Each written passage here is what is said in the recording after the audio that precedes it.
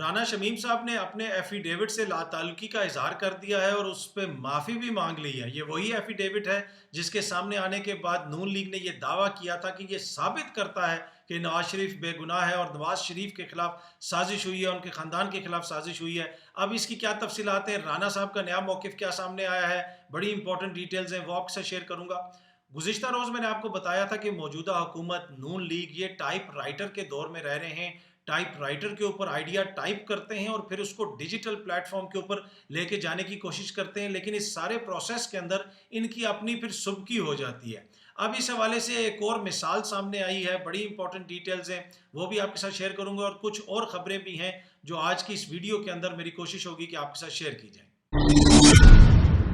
السلام علیکم جی، امید ہے کہ آپ سب لوگ خیریت سے ہوں گے۔ رانا شمیم صاحب نے اپنا جواب داخل کروایا ہے اسلام آباد ہائی کورٹ میں اپنے ایفیڈیوٹ کے حوالے سے۔ یہ وہی ایفیڈیوٹ ہے جس کو ایک اخبار میں چھاپا گیا اور جس کے اندر یہ دعویٰ کیا گیا تھا کہ اس وقت کے جو سپریم کورٹ کے چیف جسٹس تھے ثاقب نثار صاحب، انہوں نے اسلام آباد ہائی کورٹ کے کسی جج کو فون کیا رانا شمیم صاحب کے سامنے اور کہا کہ نواز شریف کو ضمانت نہیں ملنی چاہیے، ان کی بیٹی کو ضمانت نہیں ملنی چاہیے، الیکشن سے پہلے یہ واپس باہر نہیں آنے چاہیے۔ تو اس قسم کی باتیں انہوں نے ایفیڈیوٹ کے اندر لکھی، اور یہ جو ایفیڈیوٹ تھا یہ لندن میں جا کے نوٹرائزڈ ہوا، لندن میں جا کے اس کو ٹائپ کیا گیا، وہیں سے یہ نوٹرائزڈ ہوا، وہاں پہ یہ نہیں چھپا۔ پاکستان میں ایک صحافی نے، ایک اخبار نے اس کو چھاپا، جب یہ چھاپا گیا تو پھر اسلام آباد ہائی کورٹ نے اس کے اوپر سوموٹو ایکشن لیا، اور اس کی پھر توہین عدالت کی وہ چل رہی تھی پروسیڈنگز وغیرہ۔ اب اس پروسیڈنگ میں رانا شمیم صاحب نے یہ ایفیڈیوٹ جو ہے اس سے لاتعلقی کا اظہار کیا اور غیر مشروط معافی مانگ لی ہے، ڈس آن کر دیا ہے۔ آپ یہ ڈان اخبار کی خبر بھی دیکھ سکتے ہیں، انہوں نے اس کو ڈس آن کر دیا کہ جناب اس سے میرا کوئی تعلق نہیں ہے، میں غیر مشروط معافی مانگتا ہوں۔ اچھا، اس ایفیڈیوٹ کے سامنے آنے کے بعد پریس کانفرنسز کی گئیں، مریم بی بی نے بھی کی، دیگر لوگوں نے بھی کہا دیکھیں جناب بالکل بے گناہی ثابت ہو گئی ہے، اس سے تو پتہ چلتا ہے کہ کیسے عدلیہ میں شامل لوگوں نے ہمارے خلاف سازش کی تھی۔ لیکن اب اس کا یہ ڈراپ سین ہو گیا، جس طریقے سے اس وقت اس کے اوپر میڈیا میں ہائپ کریٹ کی گئی تھی، پروگرامز کیے گئے تھے، مجھے نہیں لگتا کہ اب معافی مانگنے پہ اور لاتعلقی کا اظہار کرنے پہ ویسے ہی پروگرامز کیے جائیں گے۔ لیکن یہ کھل کے سامنے آ گئی ہے، حقیقت سامنے آ گئی ہے، کیونکہ حقیقت زیادہ دیر چھپ نہیں سکتی۔ اس وقت بھی جب یہ ایفیڈیوٹ آیا تھا بہت سارے لوگوں نے اس کے اوپر حیرانگی کا اظہار کیا تھا،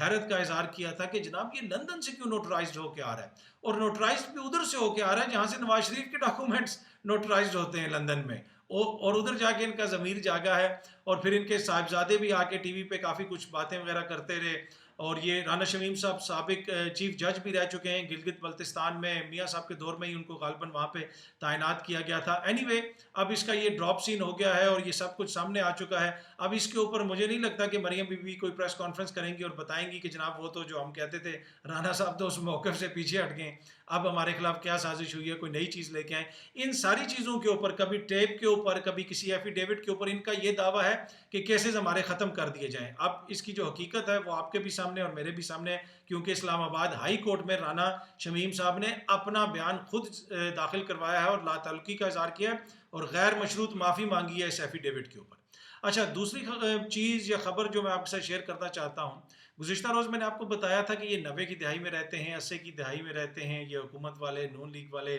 ٹائپ رائٹر کے اوپر یہ آئیڈیاز ٹائپ کرتے ہیں اس ڈیجیٹل دور میں بھی، اور اس آئیڈیا کو یہ لے کے جاتے ہیں ڈیجیٹل پلیٹ فارمز کے اوپر، اور پھر ان کی خواہش ہوتی ہے کہ اس سے کوئی بیانیہ بنے، لیکن بیانیہ نہیں بنتا، اس سے ہوتا یہ ہے کہ اب الٹا ان کی اپنی سبکی ہو جاتی ہے۔ اب انہوں نے کیا کیا ہے، شہباز شریف صاحب کا جو ابھی یہ شنگھائی کانفرنس میں جو وہ گئے ہوئے تھے، وہاں پہ ان کی مختلف لوگوں سے ملاقاتیں وغیرہ ہوئی، اس حوالے سے انہوں نے ٹک ٹاکرز سے، جی ہاں جی، ٹک ٹاکرز سے انہوں نے ویڈیوز بنائی ہیں۔ اب ایک طرف تو ان ٹک ٹاکرز کی لان تان ہو رہی ہے، ان کے جو لوگ ہیں وہ نیچے ان کو کرٹیسائز کر رہے ہیں، اور دوسرا مسئلہ یہ ہے کہ اگر کوئی ویڈیو بھی بنانی ہے ٹک ٹاک کے اوپر، جب آپ کوئی ویڈیو بناتے ہیں تو اس کا کوئی کانٹینٹ ہوتا ہے۔ ایک بندہ جو ہے وہ گانوں کے اوپر ویڈیوز بنا رہا ہے، وہ کوئی اس طرح کی ویڈیوز بنا رہا ہے، اور اچانک جناب اس کی ایک ویڈیو آئی ہے۔ آج پاکستان کے وزیر اعظم شہباز شریف شنگھائی تعاونتی، ایک میں سے اس نے کہہ دیا شنگھائی تعاون کو نا شنگھائی تعاونتی، ان کو یہ بھی نہیں پتا کہ یہ کون سی تنظیم ہے، اس لیے کہ ان کا کام نہیں ہے نا۔ تو اتنا سخت قسم کا ان کو اسکرپٹ لکھ کے دیا، یہ وہی آئیڈیا ہے، اتنا جو ہے نا جو صرف ٹائپ رائٹر کے اوپر ٹائپ ہو سکتا ہے، اتنا سخت اسکرپٹ جو ہے نا آپ کمپیوٹر پہ نہیں ٹائپ کر سکتے، یہ یقیناً ٹائپ رائٹر پہ ایسے کر کے ٹائپ کیا ہوگا انہوں نے، اور اس کے بعد جناب انہوں نے اس کو بھیجا ان ٹک ٹاکرز کو، اور ان کی شکلیں بیچاروں کی دیکھنے والی ہیں، وہ اتنی مشکل اردو کس طرح پڑھ رہے ہیں۔ تو اینی وے اب وہ جب ویڈیو سامنے آئی ہیں، اب ٹویٹر کے اوپر بھی لوگ ان پہ تنقید کر رہے ہیں، دیگر سوشل میڈیا کے جو پلیٹ فارمز ہیں ان کے اوپر بھی لوگ تنقید کر رہے ہیں۔ میں بار بار آپ کو کہتا ہوں، پچھلی ویڈیو میں بھی عرض کی تھی کہ اس ڈیجیٹل دور میں، اس ٹک ٹاک کے دور میں کریٹیوٹی کام آتی ہے، چلاکی کام نہیں آتی کہ یہ ہم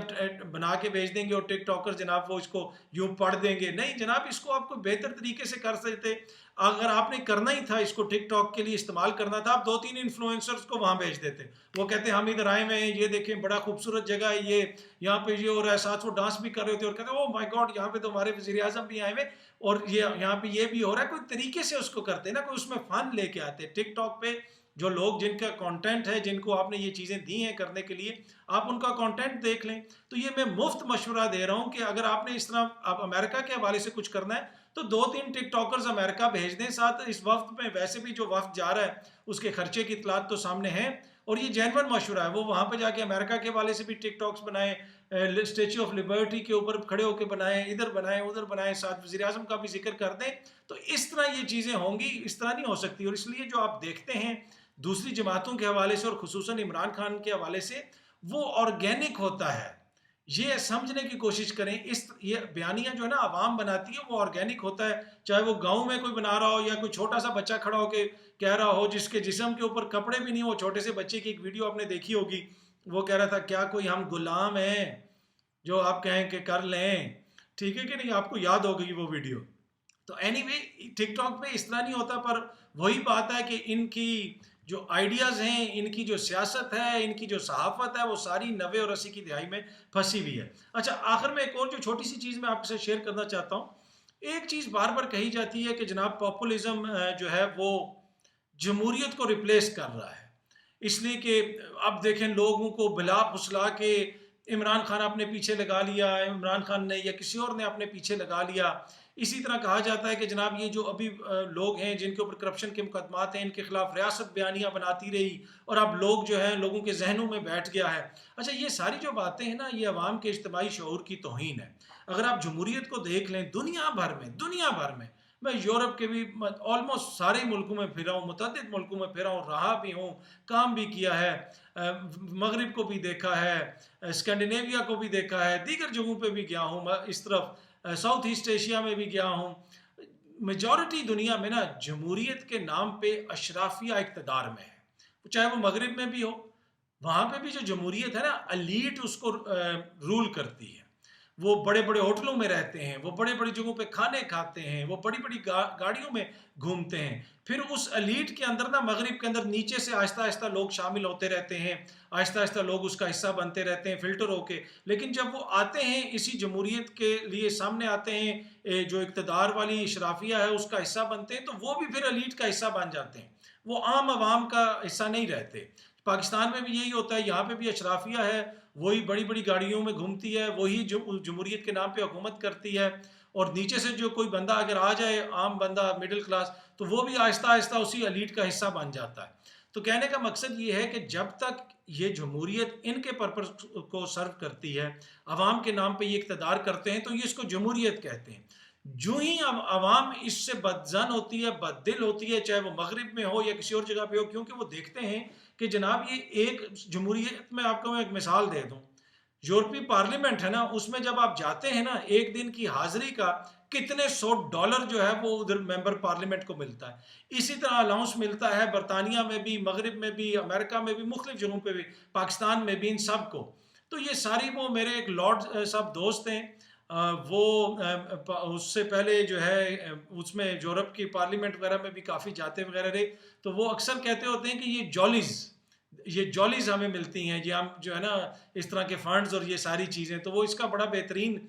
بتاتے ہوتے تھے کہ کس طریقے سے لوگ جو ہے کماتے ہیں، سارے چکر میں کس طرح لوگوں کو پیسہ ملتا ہے۔ اینی وے، اور یہ سب کچھ ملتا ہے عوام کے نام پہ۔ جب عوام اس سے بدظن ہوتی ہے، بددل ہوتی ہے، تو یہ اس کو پاپولزم قرار دے دیتے ہیں، اس کو ایل انفارمڈ کہہ دیتے ہیں، ناپختہ ذہن ہے۔ ایسی بات نہیں ہے جناب، جب تک یہ سسٹم عوام کے لیے ڈیلیور نہیں کرے گا، عوام اس سے بدظن ہوتی رہے گی، مغرب میں بھی ہوگی، پاکستان میں بھی ہوگی اور دیگر جگہوں پہ بھی ہوگی۔ ابھی تک جو دنیا بھر میں جمہوریت کا ماڈل ہے وہاں پہ کچھ جگہوں پہ عوام کے لیے سہولتیں زیادہ ہیں، کچھ جگہوں پہ کم ہیں۔ پاکستان جیسے ملک میں بالکل نہیں ہیں، وہاں پہ بھی جمہوریت کے نام پہ کرتا اشرافیہ حکومت ہے، لیکن پھر بھی کوئی ریلیف دیتا ہے عوام کو۔ یہاں پہ تو ٹوٹل ریلیف، سب کچھ اپنے لیے ہے۔ تو یہ جو پاپولزم کی ٹرم بہت زیادہ پاپولر ہو رہی ہے اور بڑی فیشنیبل ہو گئی ہے نا، زیادہ پڑھے لکھے جو لوگ ہیں، جو جن کا تعلق یہ ہے کہ وہ اٹھتے بیٹھتے اشرافیہ کے ساتھ ہیں، جن کے مشروبات روز رات کے لاکھوں روپے کے وہ مشروبات پی جاتے ہیں، پھر وہ پاپولزم پہ تنقید کرتے ہیں، وہ اس پہ تنقید کرتے ہیں جس کی جوتی پھٹی ہوتی ہے۔